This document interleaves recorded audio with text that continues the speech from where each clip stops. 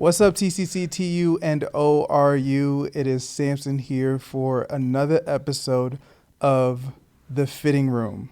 Thank you so much for tuning in and for following along on our summer season.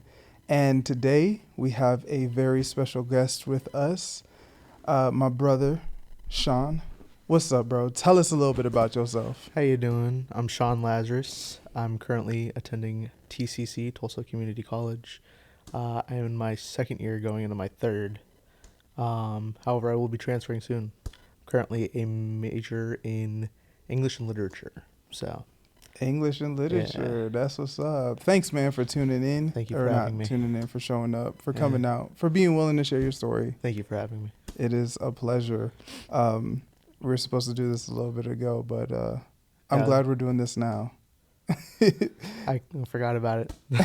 You're no. Hey, no, we're good. So, nonetheless, bro, tell us, man, how did you get here? In terms of how I got here in life, I mean, I moved to Tulsa when I was 12 years old. And we stayed here for a little bit, moved to California, came back, and I graduated here. And at that point in time, I was really unsure about like where. Let me just give you. I don't know. I feel like that was a bit quick. I was about to say, man. It's like came to Tulsa, went to Cali, came back to Tulsa. So So I lived in the United States for most of my life. Born here, and then when we lived in Tennessee for most of it. Moved around a little bit, but moved here to Tulsa in 2017 when I was 12 years old. Mm-hmm. Started my 7th grade here. Made a lot of friends. 4 of them I really keep in contact with to this day. That's real. We're close. So went through most of my schooling here up until about 11th grade. Moved to California for a year, and then came back. Finished off my 12th grade here, and then wait. So you was here in Tulsa until 11th grade. Yeah. So you were entering into the 11th grade, or you were I was coming out of your 11th. I finished my 10th grade here. Did my 11th year in Cali. Yeah, and then moved here back for my 12th grade year, which in hindsight we moved back mainly because of me. Both my sisters were in college or graduated at least. My oldest sister graduated by that time. She went and moved to Ohio. My second oldest sister was in college. So we didn't really have to worry about them. Yeah. It was just me, my mom, and my dad. And so did they move back to Tulsa specifically just for you? My mom did, yeah. I felt bad about it. I went through my first major depressive episode in California. I feel like, you can't really control these things, but I didn't allow myself to really flourish there. Since I had my connections here with 2 of my best friends, I didn't really find the need to make friends. I was just I'd always come back home and play video games with them or whatever. So I allowed myself to stunt that part of my growth. And it was it was a really good school, a lot of different extracurriculars and different classes to take. There was a woodworking class, which I really enjoyed. But, I didn't really grow there, and I didn't allow myself to grow. And I kept on saying, I'll move back to Tulsa by myself. I'll be in 12th grade. I can take care of myself, get a job, whatever. And I didn't want anybody to put aside anything for me. But, as parents do. And my mom and father moved back here. But then my dad got a job in Ohio, so he's up there. So we're all a bit in places at that point. Just me and my mom. We went through a major traumatic event, losing my cat. That hurt. So 12th grade year was a bit rough. Made the most of it. Had some fun. Made choices. So how did it feel coming back to Tulsa after being separated for a year? Did it feel like a breath of fresh air? Was it everything you ever dreamed of? I think initially going back into the 12th grade, coming back here and meeting everybody again for the second time, I went back in with different intentions. I was kind of a nuisance back in middle school through ninth grade or 10th grade. And so I made the conscious decision to sort of change some of my actions towards people, be more kind.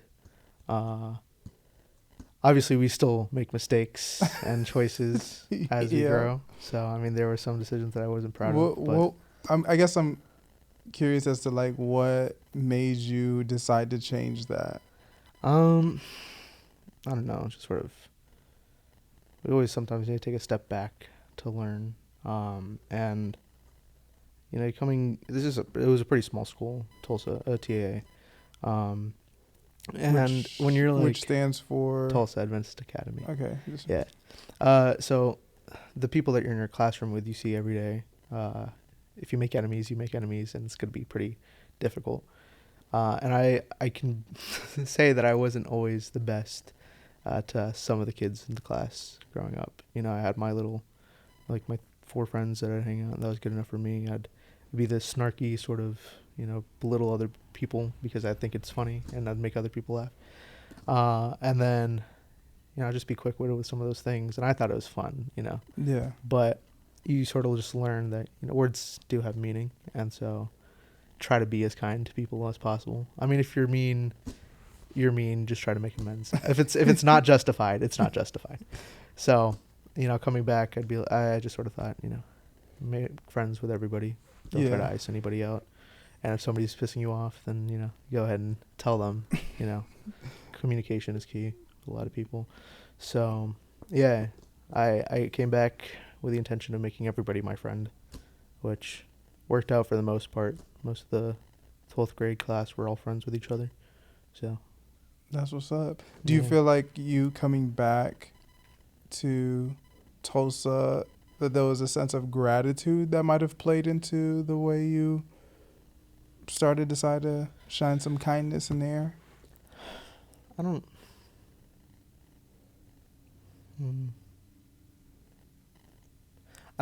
think so. I mean, I was glad to be back. I was glad that my mother put aside stuff to help me get back. But I think it was just more so the thought of a fresh start, new me. Got to be different, No, don't stay the same. But yeah, I like to say that one of my biggest role models in life have been Spider-Man. And, it's kind of like altruistic outlook on life, do the right thing because it's right. I think the older I got, the more I kind of tried to embody that. I mean, obviously, once again, people make mistakes and don't do the wisest decisions. But, growing older and trying to make the conscious decision of doing the right thing, no matter how, sometimes I catch myself and I'm like, oh, I'm acting too selfish about these things and whatnot. But, so I think coming in 12th grade, that was kind of the mindset that I had. Fresh start, try to be a better person. And I think it was also the kind of media that I was consuming at the time. I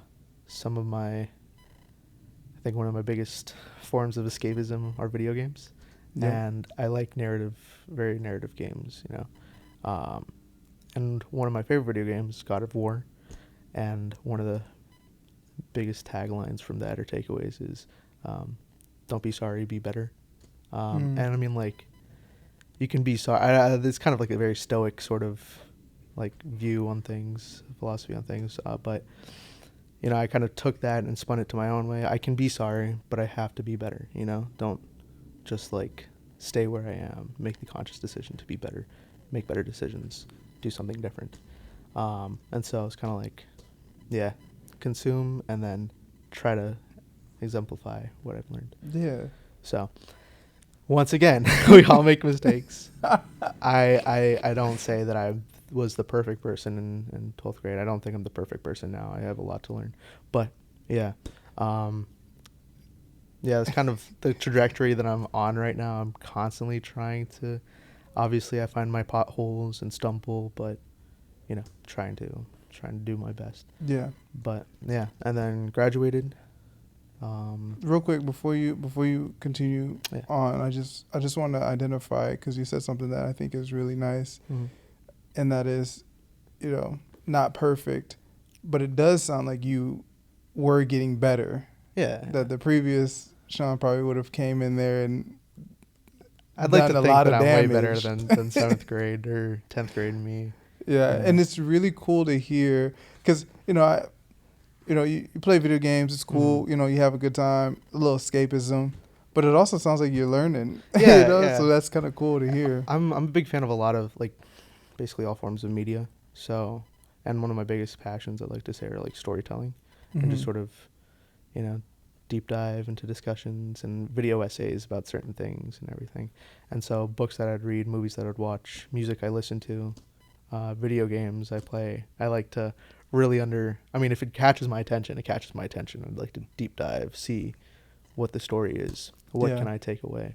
Um, and especially if it latches on to me, I'd like to take away the best parts of the thing. So, yeah, I think, yeah, it's just, and I mean, also coming back, when we're in life, in a certain way of life, we never really take a step back to sort of contemplate um, how we are or how we act towards people. yeah. So I think going away for a year kind of allowed me to mull over certain things of how I acted, how I treated other people, and you Hmm. know, sort of awakened myself, had a little introspective moment A to where I season of can, reflection. yeah. So, and I mean, once again, can't stress enough. I say these things and I'd like to preach these things, but I'm not perfect. Yeah. So, I do slip into sort of, habits again of not really thinking and being introspective about certain things. So yeah, but yeah, so graduated from there. Yeah. I learned a lot about myself and who I wanted to be. Uh, went to I was gonna go to Southern Adventist University because my father works in the Adventist conference. So if I Hmm. were to go to a constituent school, I would get 75% subsidized loans.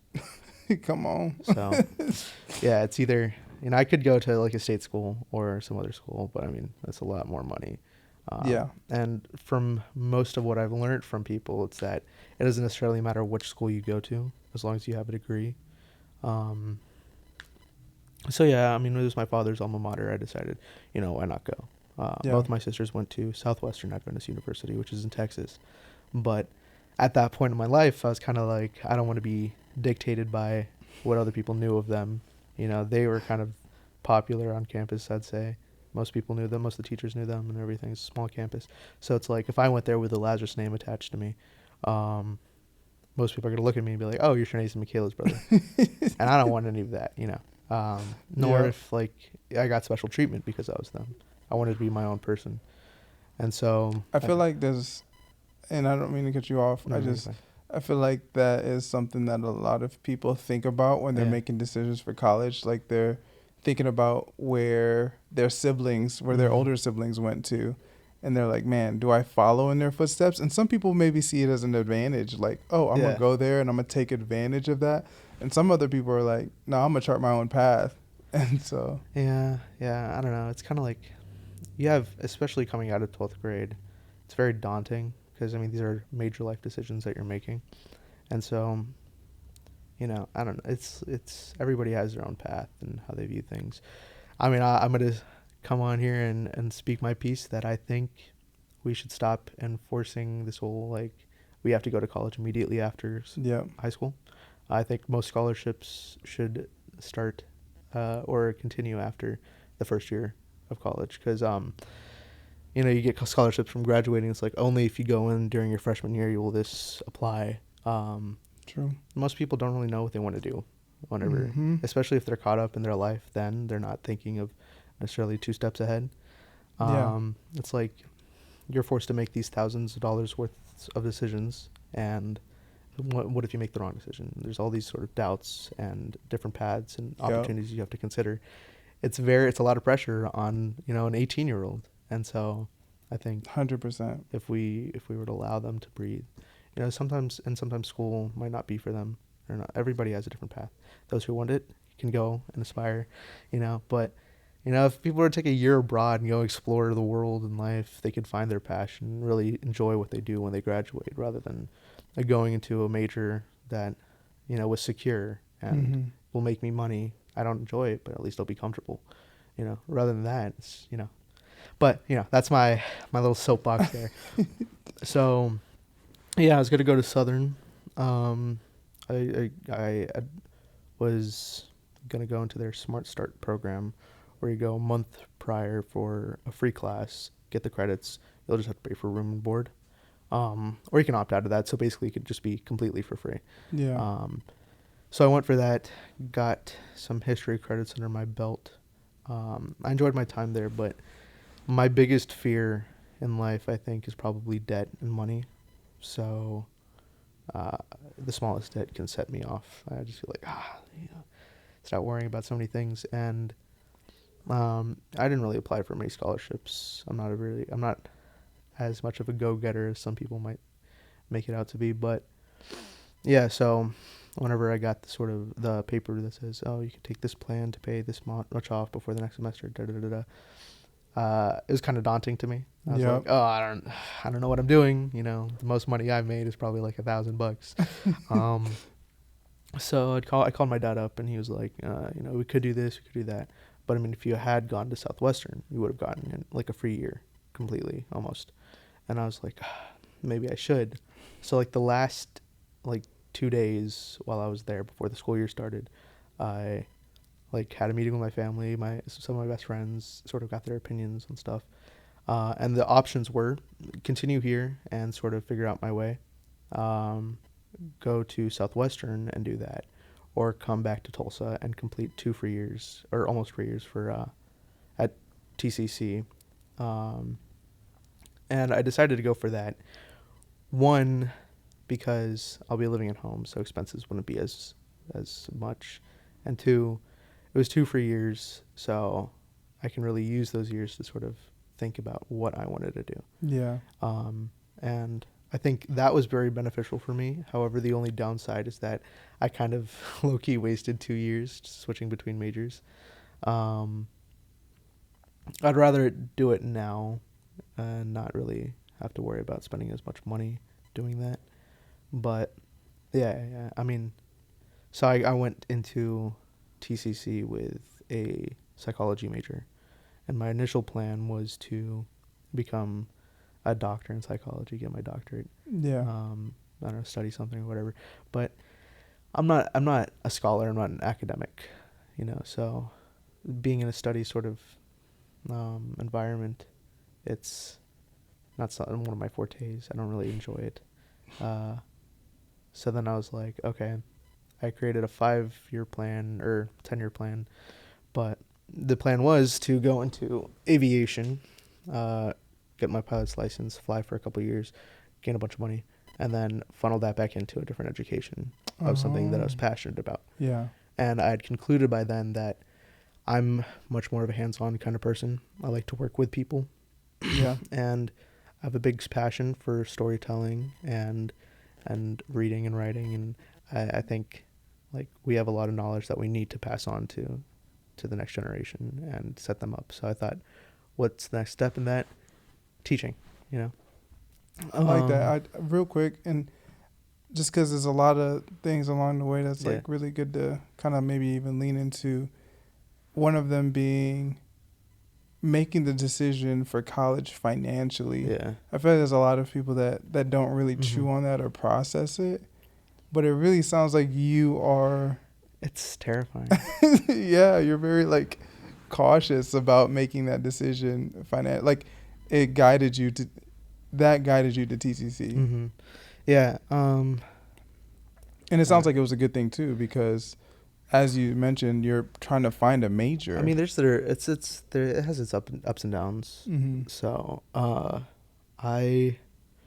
of my biggest fears is probably money, being financially stable, which is kind of ironic for me going into education. But yeah, so my father is very big on being financially stable. Mm. You got to have a plan. You got to make sure you have enough money to be comfortable and whatnot. And I can't blame him. It's just kind of the life that he grew up in. He wasn't the richest person ever. So it's you got to, and same goes for my mother. It's just, and living in capitalistic societies, it's money is the lifeblood of everybody. Yeah. You know, you got to have it to live, and especially with rising prices and everything, it's like if we don't have enough money, we can't live. We need the water, we need food, we need like a house, right? So for them, especially my father, it was kind of like, got to think of the most financially wise decision. So yeah, he like pushed my sisters into becoming doctors and lawyers and everything, as most parents would. They decided to go their own paths, thankfully. But yeah, it's kind of having that sort of like devil on my shoulder, I guess, like speaking to me to go in this direction, go this direction. I kind of using all the media that I've sort of gathered and learned from. It's kind of like go with what you're passionate about. It doesn't matter, you know. And I mean, I'll always sort of have that little seed of doubt in my mind. You know, finances. Be secure. To a point where this year was my second year at TCC, so it's my last year there. Unless I want to continue, obviously. But so I finally switched my major to English literature, education. So that was my end plan. So I just decided to skip the aviation and go straight into that, because I mean, you only have so much time left on Earth. Why waste it doing something that, you know, could get me a bunch of money, but not something that I'd really enjoy. Yeah. So yeah, went into education, and then I was met with a decision of what I want to do for my next year. For the longest time, I was kind of considering taking a gap year and sort of just like learning, getting what's the word I'm looking for? Experience. So I applied for some internships. I got calls back from places in Hawaii. Got some calls back here in Tulsa. And I could have accepted any one of them. I did accept one for a moment, which would have paid pretty well for somebody living at home still. Yeah. Yeah, and I would have gotten some experience in the classroom and whatnot. But so what happened? Some discussions with my family, especially with like the political climate right now. I mean, that has a big hand in a lot of things. So, just sort of, they were kind of saying, complete your education as soon as possible, and then sort of take life a bit easier. And I kind of was like agreeing with that. You know, if it was up to me, I would go through college, like one and done, you know, or not necessarily, but like I'd do my 4 years at one place instead of the two separate places, and then I'd go into my master's for doctorate, whatever I want to do. Yeah. But the finances, you know, I have to think I'm paying for college like completely by myself. So it's like, I mean, besides the help that my father's job lends him. So it's like, if I'm going to be paying for this, I want to know what I want to do. 2, I have to find the most financially stable way for me to do that. Yeah. So if it's whether it's me going to an internship for a year or working for a year some other place and then going into college, that's it. But they were speaking to me being like, you know, just don't worry about the finances. Just complete your education, then worry about it. And that's kind of what I'm doing now. Doesn't necessarily make me feel the most secure just because I have that fear. But yeah, I decided to go for, turn down the internship that I was going into and go to Southwestern for the remainder of my 2 years, hopefully take a year abroad. But yeah, complete out my education and then probably go back in immediately for my master's and then my doctorate in English literature. That's the end goal, because my hope is to be a college professor. That would be fun, I think. Okay, so I'm hearing is there's kind of like this fear or nervousness when it comes to the financial stability, and there's this passion for storytelling, and the storytelling kind of maybe even overseeding some of that fear for finances. I mean, one of my biggest passions is probably storytelling, but I think one of my biggest drives towards education and English is, I think, if I were to do something for the rest of my life, I want it to be something that I enjoy. That's helping people, teaching people, and once again, passing on knowledge to the next generation, helping them. There's a lot to learn from like books, and I'm gonna sound like I'm Gen X or something right now, but people don't read as much as they used to, and it's kind of a problem. I mean, you learn a lot about politics and right from wrong from many classic literatures. I don't read as much as I wish I could, but I try to pick up as many books as I can. Try to read as much. I don't as much as I should, but I'd like to. And if I can sort of instill that into the next generation, hopefully we can better as a society. Education is important, and if I can have a hand in sort of guiding a nation, hopefully that'd be nice. I don't. Yeah. So. No, that's what's up. And what's cool about that is, you have your story, your personal kind of story and journey. But when you start to pay close attention to and be able to read and understand not just your story, but the stories of others, the story of a society, the story of really the world, right? The rest of societies. It almost gives your story context and better able to understand what's going on a larger scale. So I really sense that your, I guess, passion for storytelling and communicating that to the next generation is a very solid one. Thank you. Yeah, it's but with that also comes sort of doubts from other people. Is like, are you sure this is what you want to do? You're not going to make a lot of money and everything. And I understand that. I mean, it's a fear that you have to have now.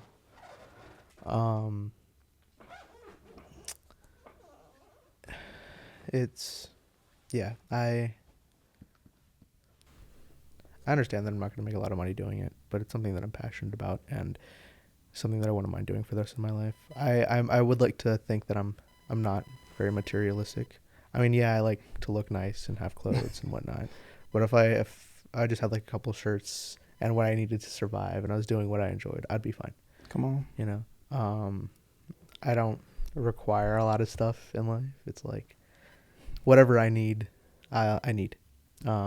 If I can afford what I want, that's nice, but not a big problem to me. So I think, I mean, this is my philosophy right now. I don't know what it'll be 10 years in the future. Yeah. But if I can go and do what I enjoy, teaching, and afford what I need, then I'll be fine. So this is something I'm just kind of curious about after kind of hearing a little bit about kind of your journey thus far. Have you ever had any interest in writing a story or creating one? Yes. I have a friend.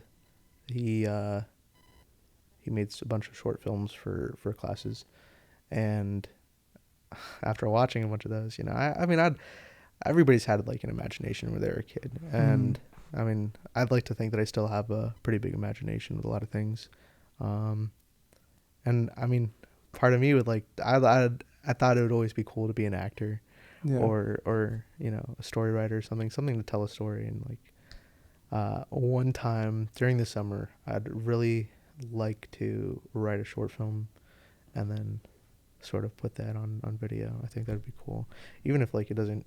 I'm not necessarily looking for popularity in it. I just think it'd be something fun to do. Yeah. The acting, the writing, the mapping out the entire thing. I think it'd be fun to write a story, or even music or something. It's just, yeah. That's what's up, man. It's cool. It's cool to kind of hear that is something you're interested in, because I mean, we live in a society that cherishes stories, right? Like I mean, everybody loves a good story. We know this because people are really good at making up stories, right? They're good at like assuming things about people. That's making up a story in your head, and so we're naturally moved and gravitated through stories. And so I think there's a lot of just possibilities down that road. Yeah, I don't know. It's like I'm very big. I have a big love for like art and arts, as you could probably tell. But I don't know. It's kind of. I also feel like it's kind of a dying art at the same time. Storytelling. You have people writing books, but not many people are, unless it has a big name attached to it, they're not going to read it. You have people going to watch a movie unless it has a big name attached to it, they're not going to.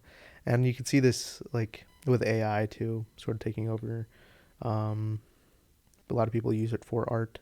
A lot of people use it for writing things, and it's kind of like you're taking out the most important aspect of it, which is the human touch. Yeah.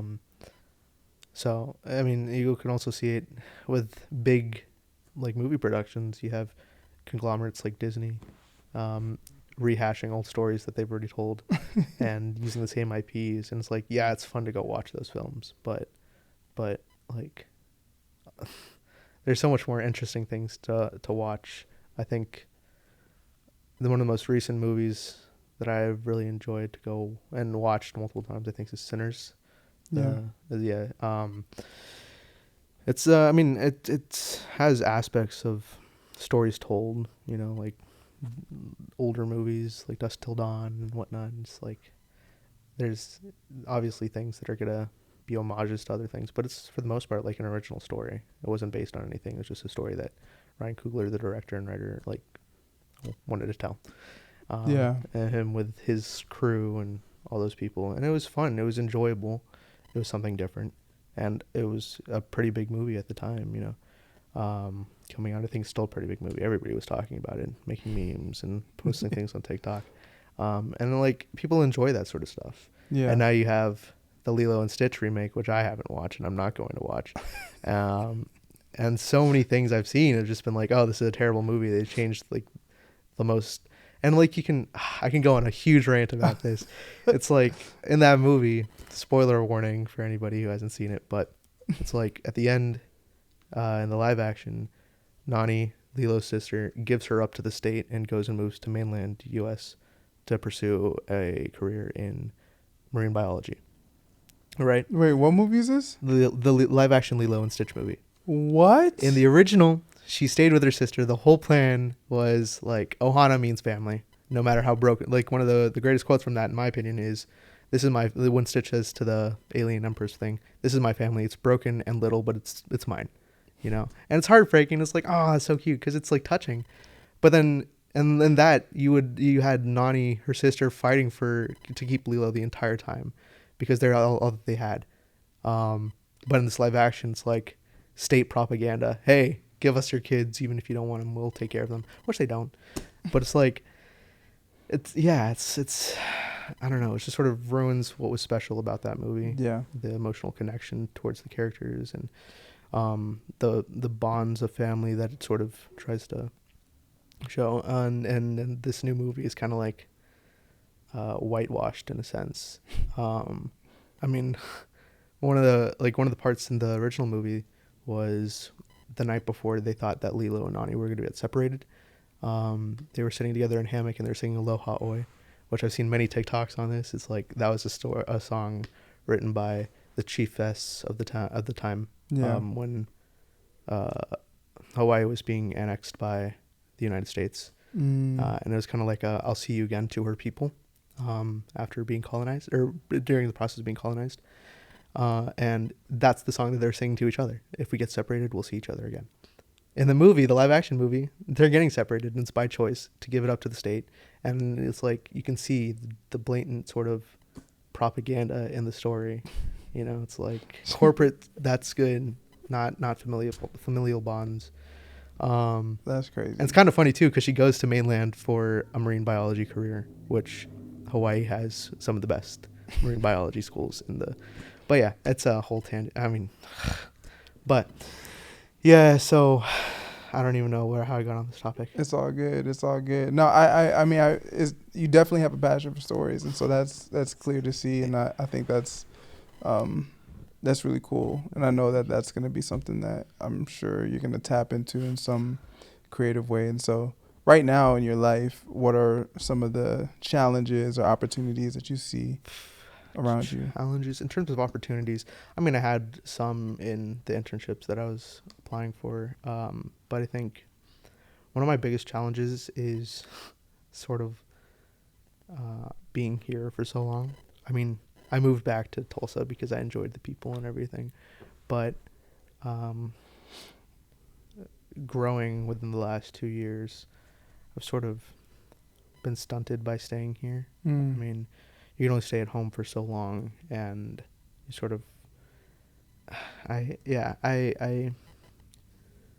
and my sisters have had plenty talks to me about this, is that, like, I'm going through the same routines here, and I'm not really learning how to be alive. Yeah. You know? I hang out with the same people. I go through the same routines. If I'm not going through the same routines, I'm laying in bed all day. And, you know, like, they think that going to college would be good for me. And I agree with that, too. I think I need to have sort of, like, life experience. And though I have a multitude of job experiences, I just don't have much living experience. Yeah. I don't go out and do much because I'm concerned about the money of, oh, will I have enough to do that? Will I have enough to do that? Yeah. Do you feel like you're experiencing some of the same vibes or energies as like when you were in Cali? Like, does it feel like flashbacks to Cali, or do you feel like, no, those are two completely different experiences? No, yeah, ever since California, I mean, that was my first major depressive episodes, like, that I was having there, and it sort of followed me through. My sister says that I'm depressed. My therapist said I'm moderately depressed, but I haven't been, like, officially diagnosed. Yeah. So it's like being so stagnant, and complacent in where I am right now. It's like it doesn't help with where I am mentally. I mean, we're like plants. We need the proper environment to grow. Yeah. And I mean, you could only live so long in the pot that you're planted in. You have to move to the ground at some point. And I have been in this pot, this condensed area, for so long. I mean, yeah, I'm fine. I'm living. I'm making my way through. But I don't feel like I'm flourishing as much as I can if I was by myself. Yeah. You know, having as much opportunities and experiences that I could have at a college or university. Yeah. So, with your passion for like storytelling and stories, do you sense that right now in your life you're trying to figure out what your story is? Yes. Yeah. I mean, going back to the whole writing a short story thing, I just don't know what I'd talk about. It's like, what story do I have to tell? I don't have much experience with a lot of things. I mean, yeah, you could tell a short story about mental health and everything, but that's been done. I mean, yeah, I could tell my own story, but I feel like it'd be pretty similar to a lot of other people because I'm only 20 and I've lived at home for 20 years. So yeah, you know, let me go and have some experience at a university, college, make friends, go do some dumb stuff, make those memories, so that way there I can tell a story. You know? Yeah. I'm not gonna go graduate college and then go and get a career in education and teach my kids about the time that I made it home in under 20 minutes. You know, it's like, yeah, I feel like I'm pretty boring. That my life is, I mean, there's excitements and little things, but you know, you can only live with the little things for so long, and I want more. More, but yeah, so that's what I'm hoping for in going to college, going to Southwestern, which, yeah, in that time, within this last 2 years, I've kind of come to the conclusion that, I mean, yeah, my sisters have had a stake at Southwestern for 4 years, but, you know, I'm me. I don't have to let them sort of dictate what I am, or what other people's perception of them dictate who I am. So it's like, I kind of don't care. It is what it is. It is what it is. So, yeah, I'm going to Southwestern, 4 hours away from home. So if I really need something, I can come back. So then I have some friends down there as well. I'm hoping not to sort of rehash what happened here and be complacent there. I think being on my own will allow me to sort of grow in my own way. Having the sort of pillow of my mom and my sister at home, it's kind of like, yeah, so I think going there will be fun, will be good. Yeah, so that's where I currently am in life. That's what's up. Making my way through, unsure about a lot of things, but still trying to hold my head high and find my path, find the light.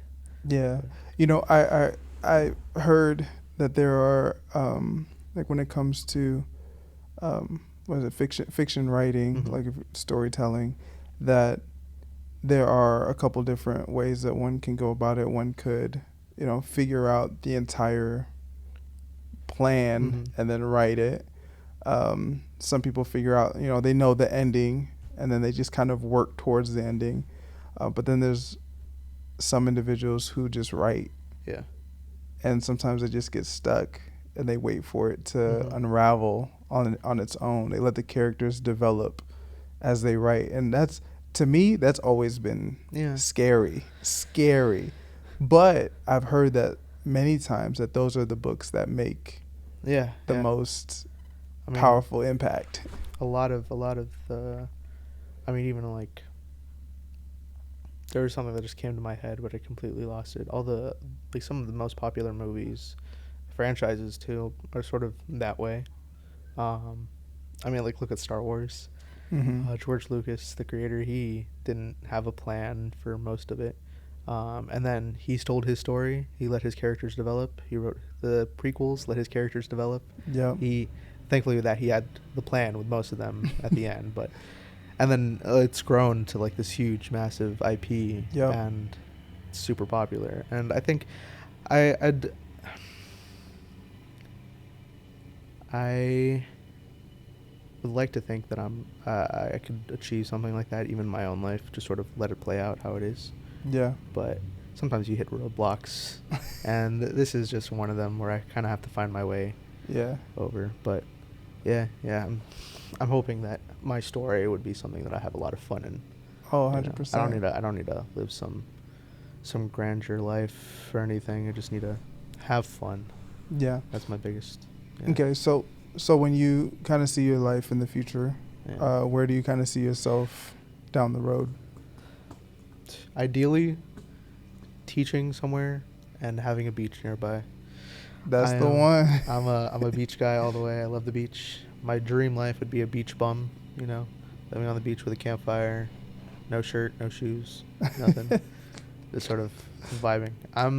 I'd like to think that I'm a go with the flow kind of guy, which I am Yeah. for the most part.